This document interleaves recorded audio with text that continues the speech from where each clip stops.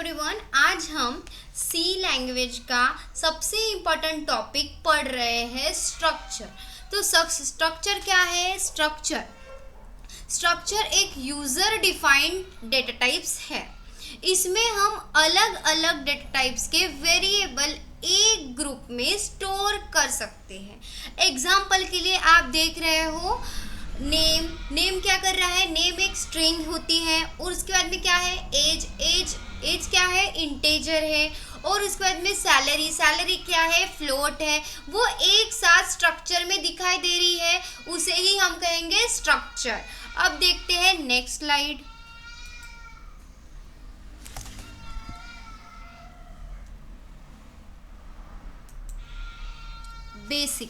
Basic of structure क्या है? यहाँ पे हम देख रहे हैं definition use to represent a record. मतलब स्ट्रक्चर किस में यूज होता है? रिप्रेजेंट अ रिकॉर्ड को रिप्रेजेंट करता है स्ट्रक्चर। उसके बाद में एक्सेसिंग मेमोरी क्या है? डॉट ऑपरेटर हमने ऑपरेटर्स के बारे में सीखा है, तो एक्सेसिंग मेंबर कौन सा है? डॉट ऑपरेटर है। उसके बाद में डिक्लेरेशन कब होता है? After define structure type. जब हमें पता चलता है कि स्ट्रक्चर टाइप कौन सा है, तब जाके डिक्लेरेशन होगा। उसके बाद में वेरिएबल्स कैन डिक्लेयर, तब जाके वेरिएबल्स डिक्लेयर होते हैं। जब हमें स्ट्रक्चर टाइप पता चलता है तो उसके बाद में वेरिएबल्स डिक्लेयर होते हैं, उसे कहेंगे डिक्लेरेशन। ठीक है, अब नेक्स्ट स्लाइड देखते हैं। Structure and function. अब स्ट्रक्चर क्या है और उसका फंक्शन क्या है वो देखते हैं।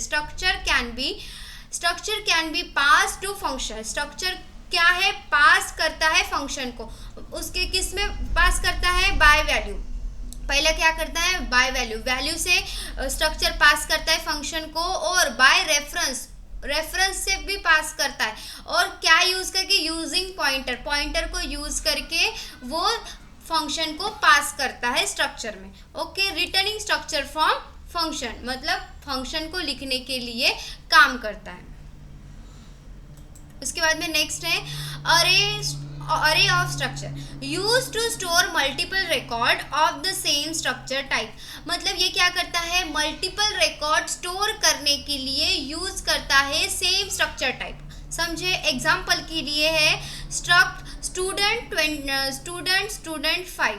अभी ये क्या कर रहा है?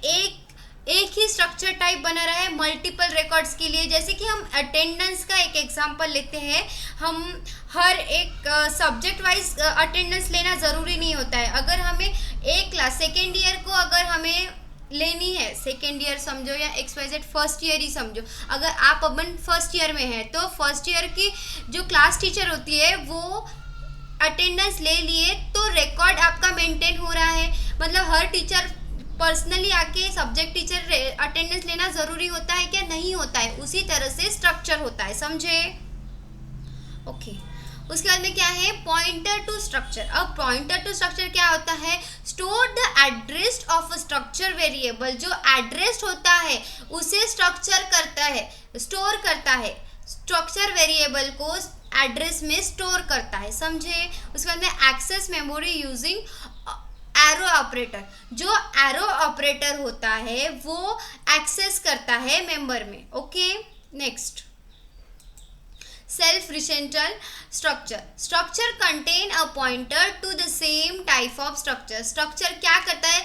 Containing a pointer at the same type of structure. Same type of structure का वो कंटेन करता है, वो रखता है अपने पास। और basic for linked list, tree etcetera. वो किससे बेसिस है? लिंक्ड लिस्ट से है, ट्री से है, एक्सेट्रा से। ओके।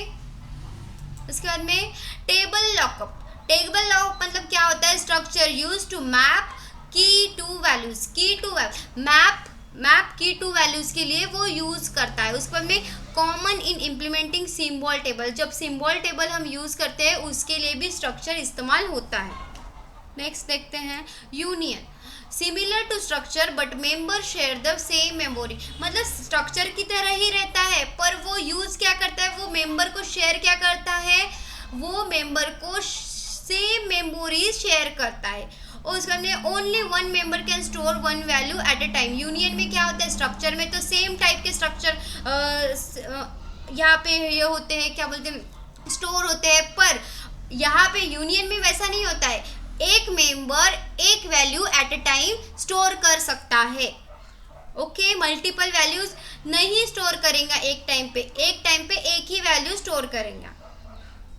उसके बाद में क्या है, bit field, allocation of specific number of bits, मतलब allocation specific number of bits for structure member, जो स्पेसिफिक नंबर वहाँ पे है वही सिर्फ स्ट्रक्चर मेंबर के लिए यूज होते हैं। उसके बाद में यूज फॉर मेमोरी ऑप्टिमाइजेशन, जो मेमोरी ऑप्टिमाइजेशन के लिए भी काम आता है बिट फीड। उसके बाद में आज के लिए इतना ही काफ़ी है, मिलते हैं नेक्स्ट वीडियो में। Happy learning, till then keep learning. मैं उम्मीद करती हूँ कि आज का लेक्चर आपको समझ में आया होगा, और कुछ भी डाउट हो तो आप मुझे कमेंट सेक्शन में पूछ सकते हो। और ये स्ट्रक्चर एक इम्पॉर्टेंट टॉपिक है, तो आप इसको अच्छी तरह से कवर करिए, वीडियो देख के समझिए, और इसमें जो कुछ भी मतलब हमने सीखा वो सब कुछ रिकॉल करिए, आपको इजीली समझ में आ जाएगा। इतना भी हार्ड टॉपिक नहीं है। So till then keep learning and bye bye.